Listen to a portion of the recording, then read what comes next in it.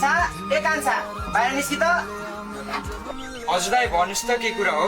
भोलि मुखिया बागोमा रोपाइ रहेछ, सबैलाई खबर गर्नु भनेको छ, जान्छस् होला नि? खै दाइ, खेतीपाती र कृषि गरेर के नै गर्न सकिन्छ र? म त नजाने सोचमा छु। ए कान्छा त्यसो नभन्, हामीले खाने चामल फलफुल तरकारी सबै किसानकै मिहिनेतबाट त आउँछ नि कान्छा। तर दाइ खेती किसान गर्नु त धेरै दुःख हुन्छ नि। हेर कान्छा, दुःख त हुन्छ, तर मिहिनेत बिना सफलता कहाँ पाइन्छ र? राम्रोसँग खेती गरे आम्दानी पनि राम्रो हुन्छ। हो र दाइ, आम्दानी पनि मलाई के हुन्छ? हो नि कान्छा, गाउँको विकास, परिवारको पालन पोषण र देशको आर्थिक उन्नतिमा कृषिको ठुलो भूमिका छ। त्यसैले कृषिलाई हामीले सानो काम भनेर हेर्नु हुँदैन। तपाईँको कुरा सुनेपछि त मैले कृषिको महत्त्व बुझेँ नि दाइ। त्यसैले भोलि मुख्य बागको रोपाइमा जाम, सबैजना मिलेर काम गऱ्यौँ भने काम पनि छिटो सकिन्छ र आपसी सहयोग पनि हुन्छ। बुझिस् कान्छा? बुझेँ दाइ, म पनि भोलि रोपाइमा जान्छु र अरू साथीहरूलाई पनि खबर गर्छु। स्याबास कान्छा, ल ल भोलि जानुपर्छ नि।